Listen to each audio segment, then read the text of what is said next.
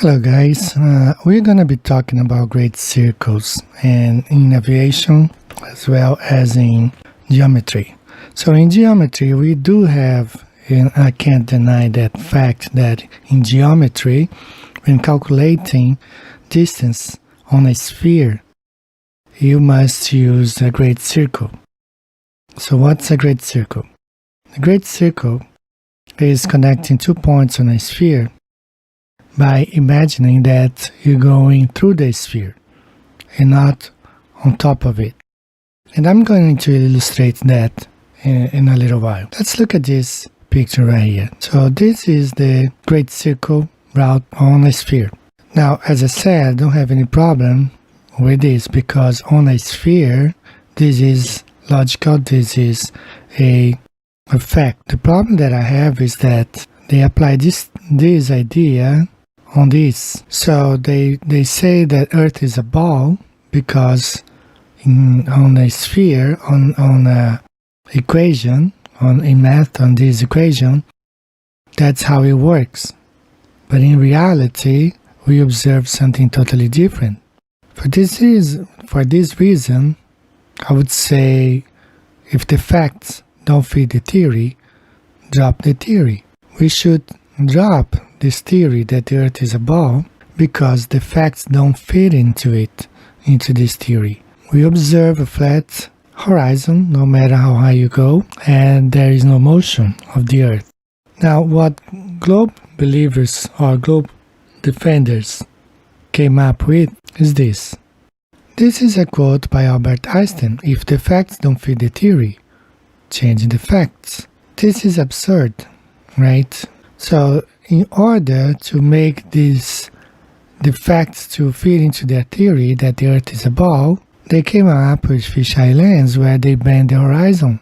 And that's the way they use trickery to support their theory that the Earth is a ball, the Earth is a sphere. As you see in this image right here, the fisheye lens not only bends the horizon, it bends even the rope close to the lens that's supposed to be a straight rope right here, cord, but it bends everything, and even here you can see how the horizon is bent due to the fact that they are using fisheye lenses. Now again, in order for them to fit their theory into the idea that the Earth is a ball, they have to change the facts. This is crazy. This is not how things really should go. If the facts don't fit the theory, we should drop the theory because facts are facts. So the idea is that we should completely abandon the idea that the Earth is a ball just because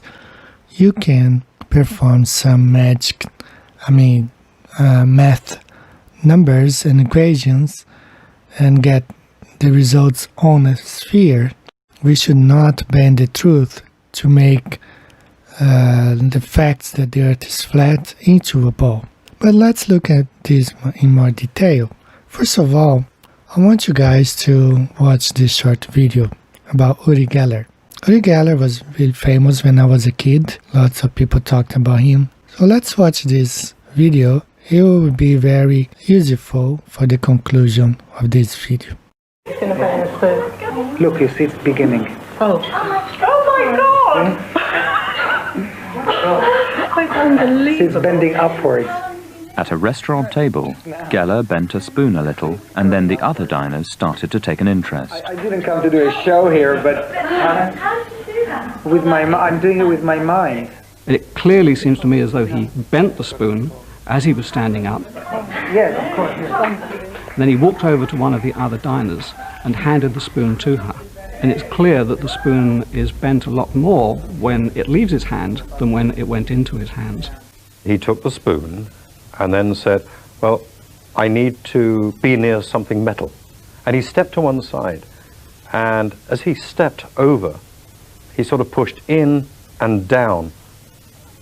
And then he turned the spoon and hid the bend behind his hand and then began to rub the spoon and made it appear that it was then bending. And I was very startled and in a way shocked, and I was thinking, what? I mean, this was his house in front of his family, and you don't go into another man's house and call him a liar in front of his own wife and children. To illustrate better what I have to say, let's use this silver sphere right here. I'm gonna make 2 dots here. We got here 2 dots, 2 points in this sphere. Now, first let me explain. So the idea is that on a sphere, you cannot draw a straight line connecting this black dot to this one. The idea is that the line should go through the sphere, like going on the inside. It's not on top of it. So for this reason, they draw a line that goes, the line arcs like this. So let me do it for you. Okay, this is the idea, that when connecting those 2 dots together on a sphere, we should not draw a straight line, but go around as if the line is going through the ball or around the highest point here of this sphere. Okay, so this is the idea. Now, you must agree with me that it would not make any difference if I turn this ball to in other directions. So let me explain what I mean right now. Here we have this line, a great circle connecting these 2 dots on this sphere. But let's say that I decide to turn this 90 degrees, let's say if I can do it through here. The distance between those 2 dots, did it change because I turned the ball to this way? No, it didn't, right? What if I just keep on turning this ball like this? Did the distance change? I'm just having this discussion right now on Facebook, on YouTube. Someone who learned, Japanese guy who said he learned in primary school that the arc, when drawn north, is shorter than drawn south. So what's the difference? I haven't done anything to this line. I'm just turning the image upside down. Did the distance change or the size of the arc change? Of course not. This is an absurd. So there are more notations that we can do. What if I flip this image like this? Did it change? No. Okay, did it change? Of course not. The size of the line is still the same. It hasn't changed anything. It's still in a sphere. The 2 dots are connected by a great circle, but this time it's now arcing south. Or I can go ahead and rotate the image again and have it arcing north. So it doesn't really matter the way I flip this image. It's still the size of the line is still the same. So it doesn't really make sense. Now what happens is, aviation, they say that the lines can only arc north. And that's why things really go strange. Still, let me make an arbitrary change here. Let's do it like this. We transform. Okay, now we have something different. North to south. Okay, here's our sphere again. And you see the image there. It's still the same concept, the same geometry, calculation, the same math. It's the same thing. I'm just switching the ball, the sphere, rotating this arbitrarily, like I'm doing the way I want. It doesn't change. The equation or the size of the line is still the same. I'm not extending the line because I'm flipping the image, so it should all be okay, right? Well, not so much when you're dealing with Earth. Now, why is it different? Because Earth is not a globe. You cannot do this on Earth for real. So let's now compare this with the flat Earth. I'm gonna try to illustrate what I want to say. I'm gonna draw some names here. Let's name this dot. Okay, let's name this first dot Singapore. And let's name the second one Quito in Ecuador. Okay, both are exactly located at the equator. Now my ball is not really, let me fix a little bit here so there'll be no, it should be something like this. Okay, now, so this is about right. You have the equator going this way. Let's fill this with some color. Okay, so that's the equator. We have Singapore and Quito. Alright, so this is a great circle connecting these two dots right here. Right? So most people will say this is okay, this is how it happens in real life. Right? But if I flip this and I will do it, okay, now look at this, and let me write other name here. Let me write Falklands, and this one here in Canada. Now this great circle does not apply anymore because from Halifax to Falklands it's right on the 60th parallel, and the flight from Halifax to Falklands flies straight. It doesn't really circle either way, either right or left. It goes straight. See how things change? Because Earth is not a globe, and I will explain exactly what I mean. So this image I got from a aviation website. Someone asked them to draw a line, a great circle route between Singapore and Quito on the equator. And the people there, they run the site, the website, or the pilots, they came up with this here, demonstrating that you could either fly north, arc north or south from Singapore to Quito. But as I went to the Great Circle Map website where you calculate the Great Circle routes by airplane between these two cities, they only give you one option. And this one gives you way north of Hawaii.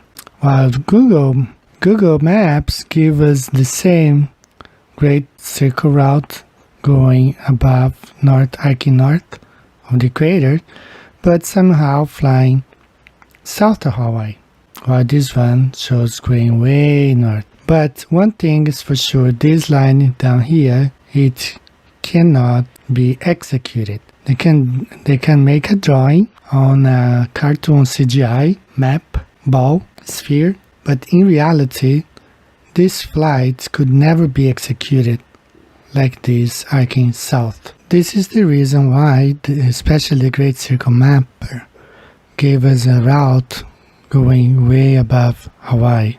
Singapore right here and Quito or Quito. Okay, this is the line that would take it to fly from this city to Quito, Ecuador. Both stand right on the equator. This grayish blackish line here is the equator. Since they cannot fly a route that's would take like if the great route circle route was correct, that they could fly both either going arcing north or south of the equator, that would mean that an airplane would fly an even greater distance connecting these two cities than possible. Make a little bit smaller. So that would mean that the airplane would have to fly even a greater circle if it was possible to fly south of the equator. But it's not possible. It's only possible this way because the Earth is not a globe. So I will be looking at more cities, but pay attention. This is the reason that Great Circle route go way above Hawaii, because that's the only way these two cities could be connected. Remember, when they say that arcs must arc north above the equator, it's because they are drawing shortcuts between parallel lines. For example, from going to this point here to this point here, it's a straight line. It's a shortcut instead of going around the Tropic of Cancer right here. So we're going to be looking at some more cities, and I will explain why these whole great circle routes are just a greater hoax. Okay guys, just want to make this point one more time before we move on to our next flight. Here's Quito, Ecuador, and Singapore. This is the Great Circle Route flying between these 2 points. This is the equator.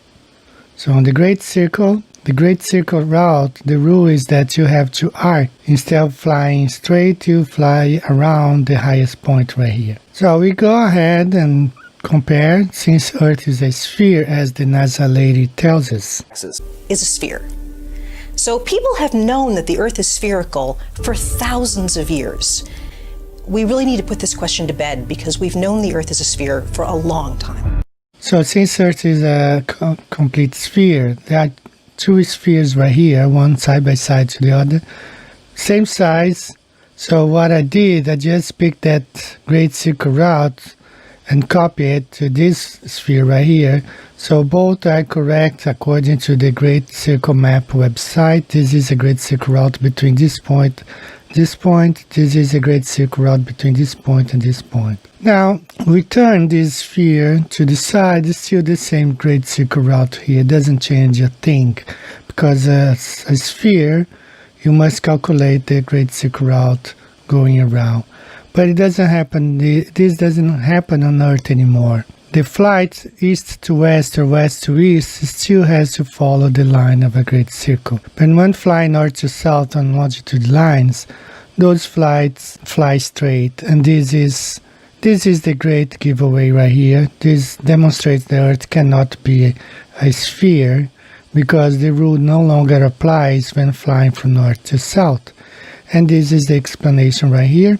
When flying from east to the west or west to east, what they call as a great circle is really a shortcut between the latitude lines. Latitude lines are circuits around the flat Earth, and the shortest path between 2 points on a flat stationary Earth is a straight line, and that's what they do. They call it a great circle right here, but in fact they are just going straight on a flat stationary Earth, and those are this red line is the equator, and now the parallel lines, the latitude lines, goes as a circuit, and they fly straight. And when flying along longitudinal lines, they have to fly straight, no other way. That's why you cannot do this on Earth when flying from north to south or south to north. You can only fly straight. There's no greater circle here. That alone tells you Earth cannot be a sphere. Earth cannot be a globe. Earth is not a globe. Okay, let's move on to our next flight. Let's look now to other cities, Quito and Nairobi. We just saw that on the Aviation website, they drew a line coming from connecting these 2 cities, Singapore to Quito, and they drew going both ways, either arcing north or arcing south. And we also saw that the Great Circle Map, this website, gives us a more accurate line going way north of Hawaii, as we compared on the flat Earth map how it has to go really way north of Hawaii. But let's also look at this city, both city, Quito, connecting Quito to Nairobi. Now Nairobi is like only 4 degrees south of the equator, so you still have to land there. So Google Maps gives us this interesting great circle route arcing north here, whereas the Great Circle Map does not. It just gives us a straight line, contradicting what we just saw right here.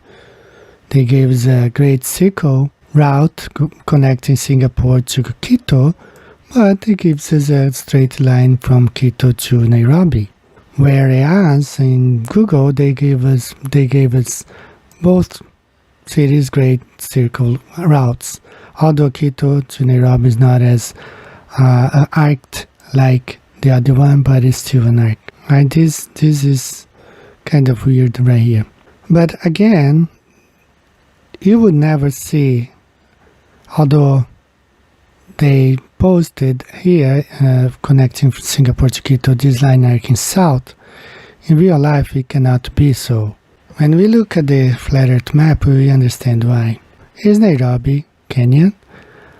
This gray line here is the equator.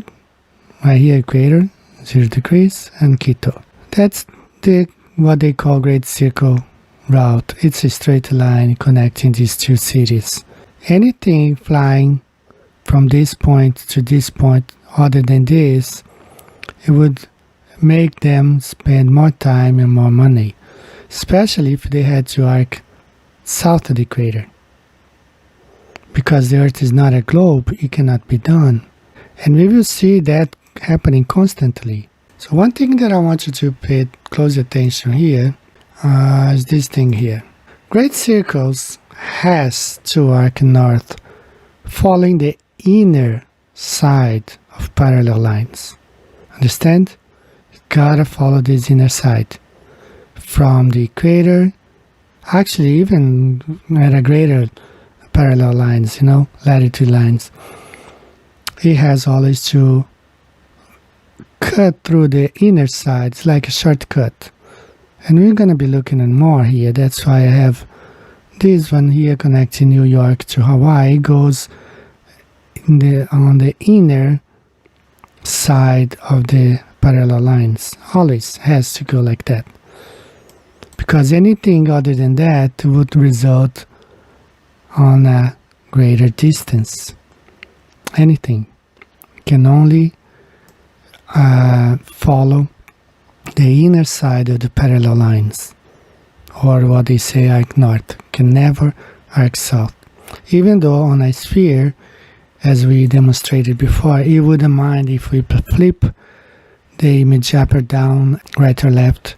The line, the arc would still be the same. And this is how this flight from Quito to Ecuador works on the flat Earth map.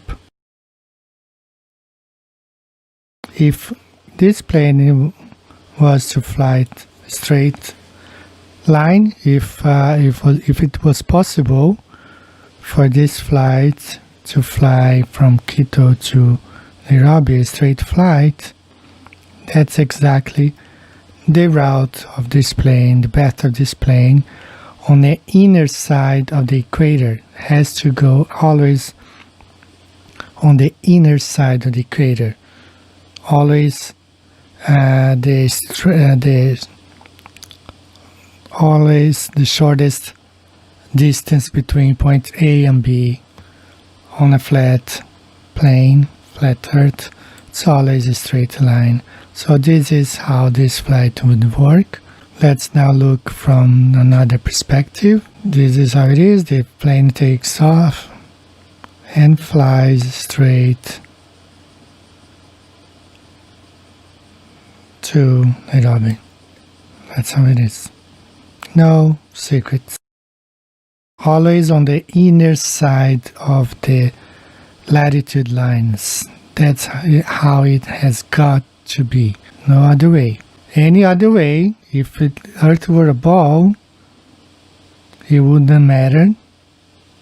But as Earth is not a ball, if this plane flies south of the equator, that would result on a greater distance. And it always has to go the shortest distance between 2 points on a flat stationary Earth. So this is how this flight would have to fly. But since there is no straight flight from Nairobi to Quito or Quito to Nairobi, they have to fly like this. So since there is no straight flight, direct flight from Quito to Nairobi, Kenya, there are only two options. They have to fly from Quito to Amsterdam by KLM, from Amsterdam to Nairobi, Kenya. Or they fly Quito, Paris. From Paris, they fly to Nairobi. That's the only way they can do it. So everything makes more sense on the flat Earth map. Makes no sense at all on the globe. There is actually a flight connecting Quito to Nairobi. It's not a direct flight. There are two flights. You fly from Quito to Amsterdam, from Amsterdam to Nairobi by KLM, or you can fly from Quito to France, Paris, and France, Paris to Nairobi. Okay, so this is how this flight looks like when looking at the globe on both models, the circle map, Great Circle Map, or on Google Maps. But once you look at the flat Earth map, you see which one makes more sense. Okay, both Amsterdam, Paris, right here in Europe, Nairobi, Quito. That's how they fly, always the inner side of the parallel lines. That's the way it has to go, because the Earth is not a globe. It has to fly this way. Any other way, south of the equator, would result on a longer distance. And remember, the Great Circle routes they call, it's only and always flying straight path within the inner circles of the latitude lines. That's what it is. No secret. From point A to point B, they calculate inside this area, and that's how they calculate what they call great circles. But it's always a straight line on the inner side of the parallel lines, or the latitude lines, just as we saw in this example right here, flowing from Quito, straight direct flights from Quito to Nairobi. Always straight line on the inner side of the latitude lines, always. That's the secret of the Great Circle. Okay, there's no other explanation. This is the secret right here. They fly straight within these latitude lines, always. So you guys remember when I flipped this ball, Halifax, Canada to Falklands, and the Great Circle route should still work because it's still a sphere. Just because I switch its sides, and I will do it again, just as an illustration, okay? It doesn't change anything, okay? Let's say connect that Quito or Singapore here and Quito, this is the line. Or if I go right to left, it won't change because it's a sphere and the math should work for the sphere. But it doesn't work on Earth because Earth is not a sphere. That's why when we start plugging names in these points, things get really weird. Here's the map of Halifax and Falklands. Okay, this is on Google, both Google Satellite and Google Maps. This is the straight line connecting both cities. And this is on the Great Circle map, another straight line right there, and on the Mercator. Now, where are the Great Circle route? Nowhere to be found. When we look at the flat Earth map, you understand why. I picked these two cities because they are right at the 60th parallel, longitude 60 west. That's why I picked these two cities right there. Flights going along the longitude lines, they always go straight. It has to go straight because the Earth is flat. It has to go straight. There's no other way in all the other lines. Anywhere you fly on the flat Earth, following the longitude lines, you're gonna fly straight. Whereas when flying from east to west or west to east, you always have to cut through, get a shortcut in between the parallel lines. That's how it is. And this is what they call a great circle. But this is the reason why you won't see an arcing going to one direction here, right or left, because Earth is not a ball. And when you get to long areas of longitude, they have to fly straight. For some of you who have been following my channel for the past 4 years, you know that in the past, about 2 years ago, I made a couple of videos and I did some programming before, and I explained how it's possible to convert flat Earth data to globe data. Input flat Earth data, output globe Earth data. It's all done on the computer. But I didn't know there was a name for that. Just recently, Taboo Conspiracy 2, he received an email from a Qantas whistleblower where he named the program. He named the program as cryptic flight sequentials. So it's not nothing new to me. I have heard before, I just didn't know there was a name. So I'm going to go ahead and play his, I credit to Taboo Conspiracy too, of course. Please subscribe to his channel. But I'm going to play here now the whistleblower explaining how things work, and it's exactly what I've been saying all along, that north to south flights fly straight from east to west. They gotta go through the latitude lines, shortcuts, what they call great circles. So let's listen to this email. I have been a quiet follower of your channel and have seen the drama over your recent video.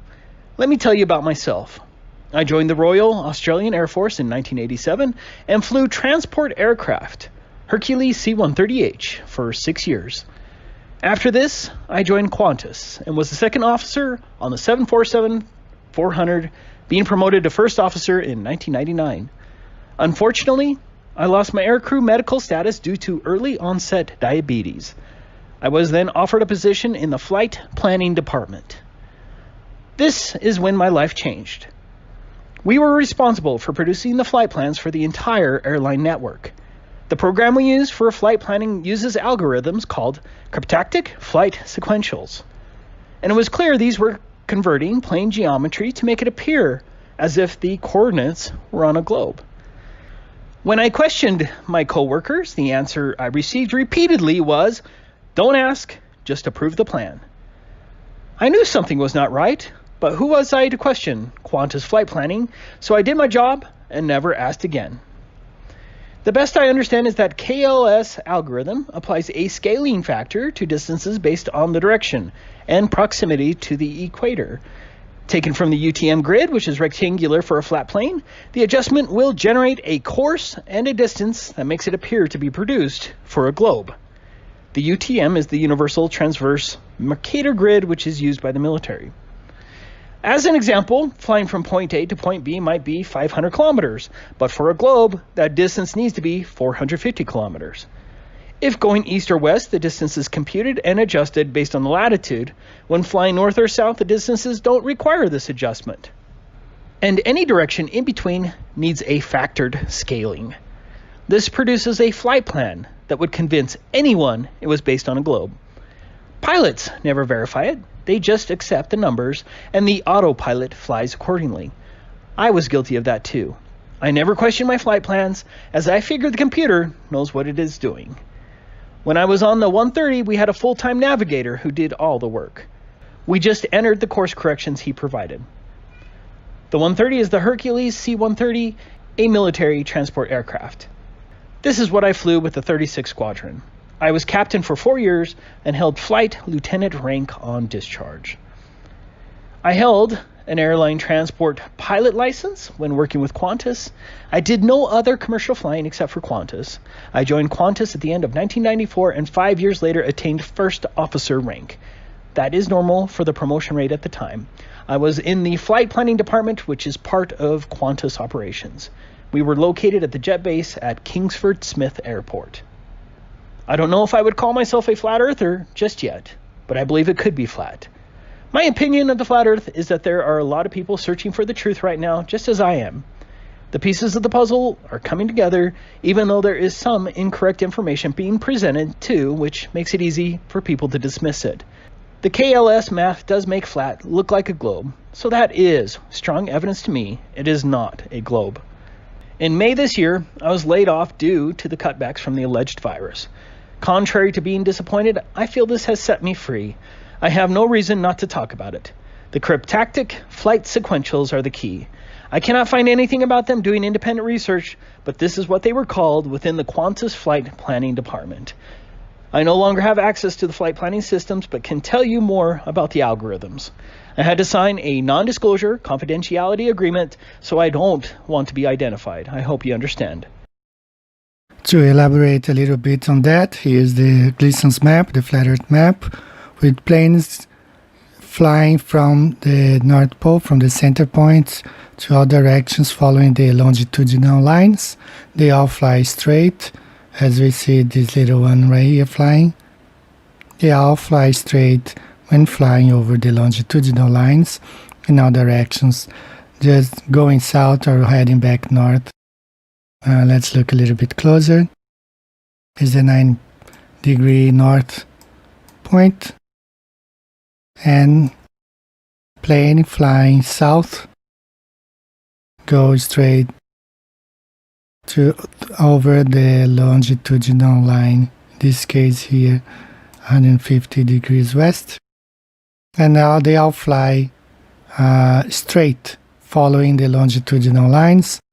They have to cut through the latitude lines right here because the latitude lines go around, so they cut through, and this is what they call a great circle.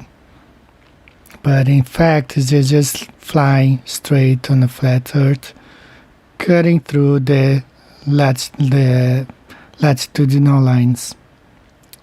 Not difficult to understand. Flights from going south of the equator, most of the time they fly on the jet stream. So this is the secret of the great circles. And there is more. For example, let me turn this map here, flip. It's another flight I cover in my book towards the end. It was a flight from Doha to Bali. It made an emergency landing right here in Chennai, India. Qatar Airways flight QR972, Doha to Bali emergency landing in Chennai, India in 2017. You can understand why. It always goes on the inner side of the parallel lines or the latitude lines. That's how it has to fly, always. And same thing here. Let me flip the image. Nairobi. Here we have the flights from New York to Hawaii. That's why they always land in this area here, emergency landing. And remember, the great circles that has to arc north following the inner side of parallel lines has nothing to do with the Earth being a ball. It has to do with flying on the inner side of the parallel lines. That's the shortcut. This is the shortest distance. Remember, the shortest distance on a flat plane is always a straight line. That's why those flights go straight here, or as straight as they can, not when they don't have to dodge, like, get out of the way of storms or bad weather. But 90% of the time they will fly straight because that's the shortest distance between 2 points on a flat earth. So this is what a great circle really is. Let's look at some other routes here. Again, using the Great Circle Map website, Great Circle Map. Let's look at these flights here. Cover them one more time. I'll cover this flight a lot. New York to Honolulu. So this is what they call the Great Circle route going from New York to Honolulu. But if you remember, we talked about this before. On a sphere, it really wouldn't matter whether this arcs north or south, because the distance of this arc is the same. But in real life, this arc here going south could never happen. And you know the answer for this. It's because it always has to fly on the inner side of the latitude line. That's how it goes. Even though Hawaiian Airlines channel, YouTube, does have a video of a flight from New York to Honolulu arcing south, it does not really happen like that. No pilot would agree with this. For some reason, the graphic designers, the mathematicians that made this video for them, did calculate a great circle, but arcing south, they just treated the Earth like a ball. But because Earth is not a ball, it cannot be done. If Earth were a ball, it would be okay for this arc south. But since Earth is not a ball, it cannot be done whatsoever. It can only arc north, because again, as we have seen, path of this flight has to go along the inner side of the parallel, the latitude line.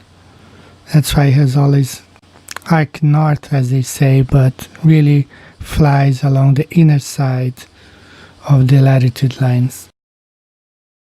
I want to credit this video to Immune to BS. He pointed that out in his website a couple of years ago. And this is what I've been telling about flights going from north to south. They fly straight on the flat Earth map. So this is the azimuthal equidistant projection. Also, we know this projection is the flat Earth map. You see below the symbol of the United Nations. And here, there is the definition of this azimuthal equidistance projection map. The azimuthal equidistant projection is an azimuthal map projection. It has the useful properties that all points on the map are at proportionately correct distance from the center point, and that all points on the map are at the correct azimuth or direction from the center point. And down below here we have some more explanation about distances and directions to all places are true only from the center points of projection. Distances are correct between points along straight lines through the center. All other distances are incorrect. Distortion of areas and shapes increases with distance from the center point. All the longitudinal lines are equal distance from the center point, and that's where the airplanes fly straight. Latitude lines are not equal distance from center point, but the equator is equal distance to the longitudinal lines. So they show you this, the globe spinning ball in space, but they measure this, the flat Earth. So all the conversions which we'll be talking about are based from the flat Earth map to the globe Earth. The flat Earth map came first. The azimuthal equidistance map is the way the world is. Wake up. During the Second World War, you see lots of flat Earth map coming to light, being published, because they could not count on the globe or the Mercator. Everything started to change in the mid-20th century. There was a world war, and more airplanes were being used than ever before. Editorials published in the New York Times in the 40s called for the Mercator to be discarded and reminded readers the grossness of its errors should not be forgotten. In a series of orthographic maps in 1942 and 43, Fortune magazine declared the Mercator is no map for global war, and it was a dangerous map to use in studying global strategy. An expose on cartography life published around the same time called the Mercator a mental hazard in a war that is plotted on great circles across the land and sea and through the air. There are several versions of it, and you see pictures, even Hitler, next to flat Earth map, and I'm going to be displaying here, and as you see here displayed, some of the ones came up during the Second World War. Because Earth is not a globe, they could not rely on a globe projection or a Mercator projection, and so many problems they had, so that's why they came up with the flat Earth map during the World War II. So I do sometimes exchange some messages with Wolfie 6020, and I don't understand much about these guys who claim to be smart, but at the same time they ignore data coming from those universities. There are many reports saying that not only Kansas is the flattest U.S. state, but the whole southeast region of the United States is flat. The total from Florida to Kansas, it's all flat land. So I did ask him what would he do if he had to fly from Florida, from Miami to Kansas. Would he crash the plane? Because he says that flight plans can only be made on a sphere. And I asked him, what would you do if you're flying and then you come to face some flat region on Earth, like, from flying from Miami to Kansas? He said he would still calculate a great circle route. Let me explain why. Here we have Wolfie's flight plan from Miami to Kansas City as a great circle route. Wolfie could only fly like this. He could not fly like this. And see what I'm trying to say here? If Earth were truly a sphere, it would make no difference for great circles to arc north or south, as we have demonstrated before. But because Earth is not a sphere, it can only arc north. And this is the reason. Okay, we have Miami, we have Kansas right here, Kansas City. He always has to fly on the inner side of the latitude lines. And this is the Tropic of Cancer. And of course, we have more latitude lines here. So he has to cut through them, making a shortcut on the inner side only. That's his so-called Great Circle. It's nothing more than what we've been trying to say so far, with all these lines going to the inner side of the latitude lines. So this is what they call Great Circle. When you look at the fact that there is no curvature and no motion of the Earth, and that's what it is right here. Parallel lines, the latitude lines, and they cut through them on the inner side. This is another flight path from Los Angeles to Madrid. On the globe, they show here again the arc going arcing north. And we know this is only possible because the Earth is flat. And this is how it really looks like on the flat Earth map. It's a shortcut going through the inner side of the latitude line. It's always like this. Those arcs cannot arc south because it always mean that if arced south would be a greater distance flying from point A to B. So it has to fly straight, which on the globe can only arc north, cannot arc south. If Earth were a ball, it would be okay. It go either way. But because Earth is not a ball, it's not a sphere, these flight paths can only arc north. What I mean is that go through the inner side of the latitude lines towards the North Pole or Center Pole. This is just another example out of many. Los Angeles to Madrid, this is the flight path. Has to go this way. Now all these great circle calculations is only possible if Earth is truly a sphere. All those flight paths, calculations, the distance, everything that's calculated, it means that Earth can only be a sphere, as we see here.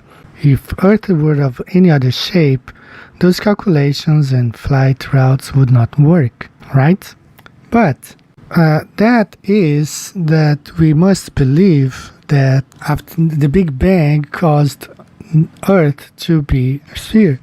But I'm yet to see an explosion, I'm yet to see rocks exploding and becoming perfect sphere, as we see this example here. And as you see all the pieces flying off, none of them are perfect sphere, as they want us to believe that this Big Bang exploded and everything you see in the sky turned into perfect sphere, like they show here to us in these images. All this planet and moons, everything is so perfectly round. Earth. I'm yet to see an explosion that really causes this. If was the case, I would be inclined to believe Earth could be somewhat a piece of rock, like this one.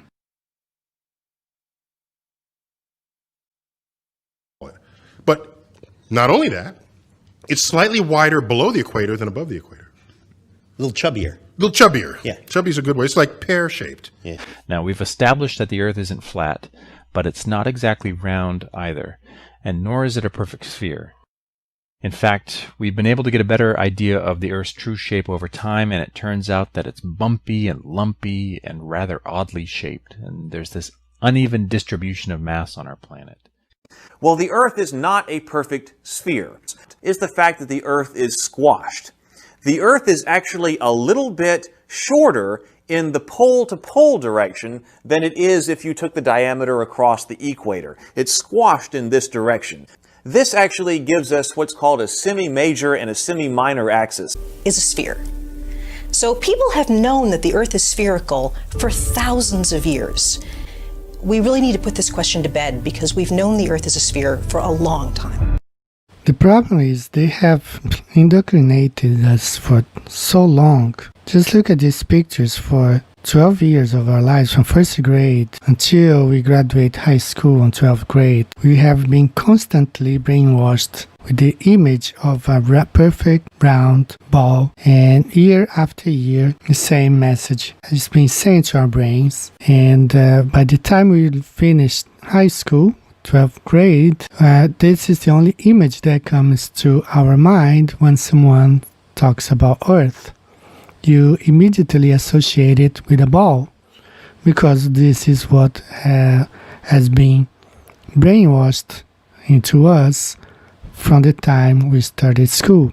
But not only that, sometimes even when you graduate high school, as in the case of these people here at Harvard University. This is a commencement ceremony at Harvard. You see there the graduates getting balls at the commencement ceremony, the globe Earth. So it's not enough spending 12 years from first grade until 12th grade learning about the ball Earth. You still gotta be indoctrinated for 4 more years in college. When you graduate, you get a ball, showing how brainwashed you are. This is how some people find it so hard to let it go of the ball Earth. Not because it makes sense, it's because they are used to it. Okay, I'm going to pick on one of these 4 models, the potato-shaped Earth. For those who don't know, these images were taken from a satellite sent to space by the European Space Agency at a cost of almost 400 million euros.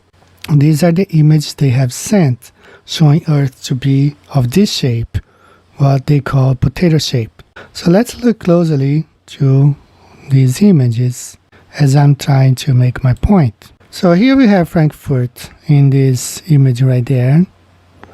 And as Earth turns, because according to the heliocentric model has to spin, you will see that this area here on this model is flat, as I'm going to show this from another angle.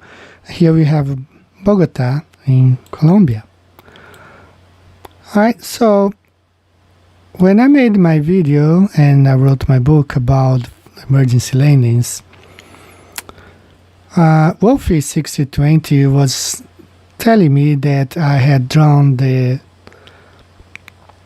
route wrong going south of Paris.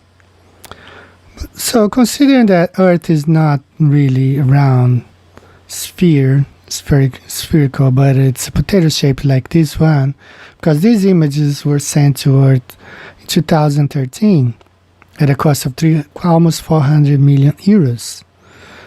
And this is what they describe the Earth. So this is the area going from South America to Europe, right there. You can see that's flattened, right? So it does make perfect sense if Earth was flat to fly. I mean, if Earth was this shape, potato shaped, to fly south of Paris going to Frankfurt. Now this is the route that Wolfie said it would make more sense. So I asked, he's a pilot, right? So how can he calculate this distance on Earth like this? This bump is at least 50 times higher than the highest mountain, like the Everest. How can he fly from Bogota to Frankfurt going that route, which he claims is the correct one, on Earth that is shaped like a potato? So my question to Wolfie and to the other pilots is this: do you get updates every time they send out those satellites and they come up with different shapes of Earth? Do you get like updates? Hey guys, we gotta get together now and recalculate our flight plans and do everything all over, because it turned out that Earth is not a sphere as we have been calculating all these years. It's totally different. It's potato shaped now. So we have to drop everything we have learned? Do they call you at the FAA? Do they send out briefings saying for all the pilots to relearn the routes and recalculate because the old ones no longer apply because Earth has just changed its shape? They have just found out that Earth is no longer a perfect sphere, is now a potato shape. Do you all get those updates? Or are you like that astronaut who said that when he flew to the moon, when he went to the moon, he was not affected by the Van Allen belts because at the time when he went to the moon, they didn't know it existed. So ignorance kept him from getting sick of the radiation. So is ignorance making your flight paths not to go out of what you should go, miss your target, because you just don't know the Earth change its shape? Any ill effects from the Van Allen radiation belts? No. Now, I'm not sure we went far enough out to encounter the Van Allen radiation belt. Maybe we did. Beginning at an altitude of 1,000 miles and extending an additional 25,000 miles, lay lethal bands of radiation called the Van Allen radiation belts. Every space mission in history with humans on board, from both the United States and Soviet Union, from the first in 1961 to the present, has been well below this deadly radiation field. Mercury, Gemini, Soyuz, Skylab, the Space Shuttle, all maintained altitudes well below 1,000 miles. All except Apollo. I don't know the distance to the Van Allen radiation belt. And if we did, it wasn't a problem. If we were going to encounter it, then we would have had to build the spacecraft and the spacesuit to not give humans a problem. You don't just build something and hope it works. You study to see what the threats are, the environment is, and then you say, how thick do I have to make the metal on the spacecraft so that going through this kind of radiation or these kind of meteoroids, it won't get hurt. And so then we build it that way. The belts are 1,000 miles to 25,000 miles above the Earth. Then we went right out through them. No effects on your cells? We didn't even know it. I don't think anybody, well, maybe somebody said you went through the radiation belt, but we didn't feel it inside, and we didn't get any, added radiation. What powered the Earth? Batteries. You had a number of big batteries in the lunar module. They powered pumps, they powered the air conditioning, they powered the communication system, and that's the reason we were only able to stay on the moon 33 hours. Later on, we got a little better batteries, more batteries, and we could stay longer. But now, guys, everything is calculated on a flat Earth map and converted to flat or to globe Earth data. Now, this is supposed to be funny, guys, but actually it's not. You see here, briefing, pilots get a briefing. There is another pilot here, captain, and there is a screen where he's showing something. And I have here NASA's Blue Marble. North America just increased its size by 40%. Our Miami Anchorage flight plan will now take you to Kansas only. So this is supposed to be funny. But take a look at this.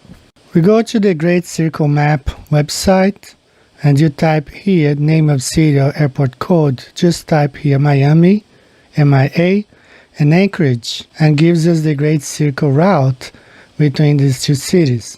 So I'll go ahead and copy and save this image. And then we go to NASA website. Same thing here, we have a picture of Earth, which costs $8 billion.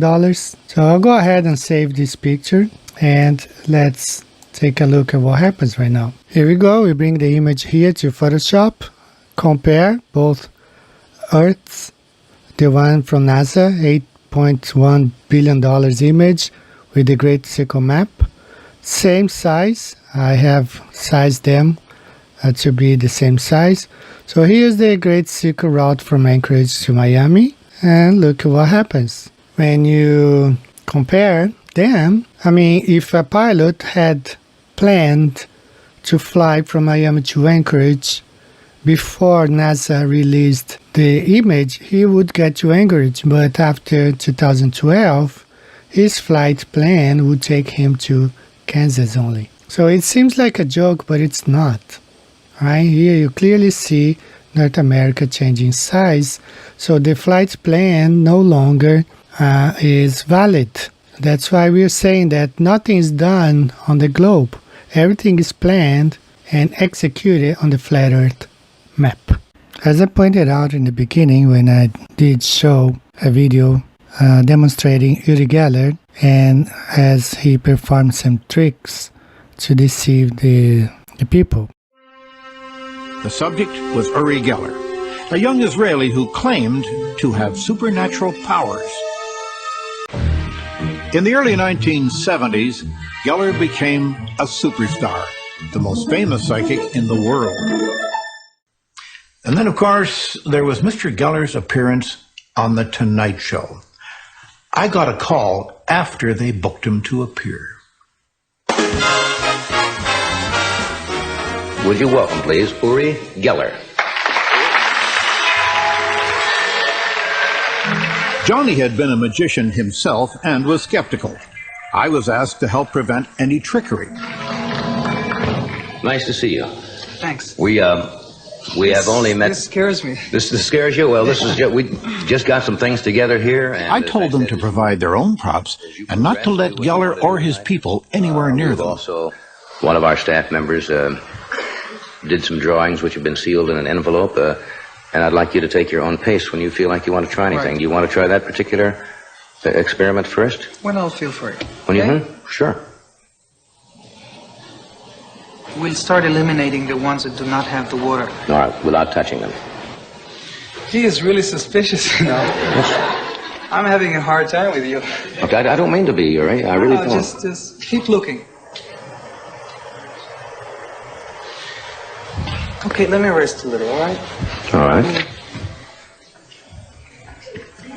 You know, I'm surprised because before this program, your producer came and he read me at least 40 questions you're going to ask me. Well, I can ask you all kinds of questions if you'd like me to ask you questions. I have to have time, and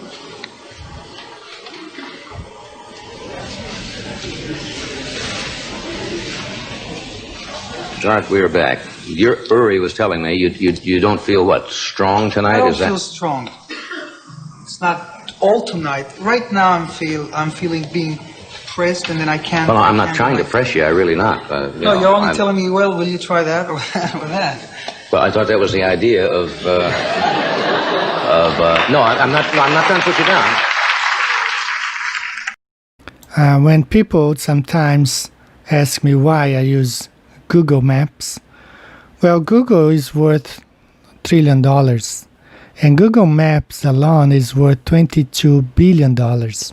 The thing about Google Maps is that sometimes they do treat the globe as a sphere.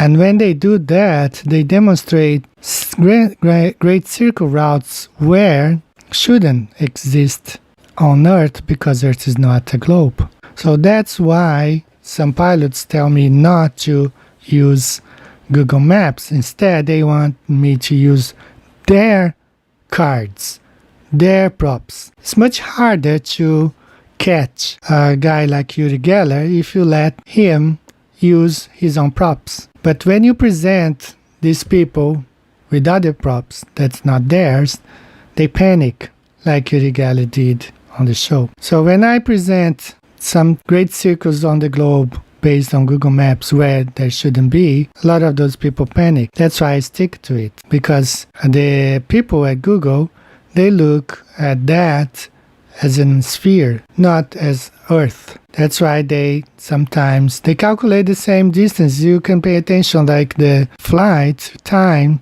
is still the same, whether the arc is arcing north or south, still the same, because they are dealing with a sphere. They are showing the formulas on a sphere. So guys, because Earth is not a globe, that's why all the planning are made on a flat, non-rotating Earth. As Pastor Dinodo pointed out, collecting several documents, government documents, as we will see here.